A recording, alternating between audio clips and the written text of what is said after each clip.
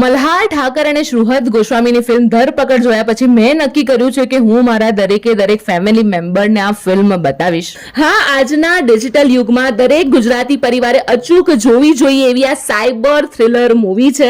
વાર્તા એક સામાન્ય મધ્યમ વર્ગના યુવાનની આસપાસ વણાયેલી છે, જે પોતાના પરિવારને આર્થિક રીતે મદદ કરવા જતાં અજાણતા જ સ્કેમર્સની ખતરનાક જાળમાં ફસાઈ જાય છે. ફિલ્મમાં મલ્હાર ઠાકરનો ગંભીર અભિનય ખરેખર પ્રેક્ષકોને હચમચાવી દે એવો છે. તો બીજી તરફ તેના મિત્ર અને સાથીદાર તરીકે શ્રુહદ ગોસ્વામીએ પણ ખૂબ જ સાહસ અને નોંધપાત્ર અભિનય કર્યો છે, જે વાર્તાના લાગણીશીલ પાસાને મજબૂતી આપે છે. આ ફિલ્મ માત્ર કોઈ કાલ્પનિક ડ્રામા નથી, પણ આપણી આસપાસ બનતા રિયલ લાઈફ સ્કેમ્સને એક એવું ચોંકાવનારું પ્રતિબિંબ છે જે દરેક દર્શકોને વિચારતા કરી મૂકે છે.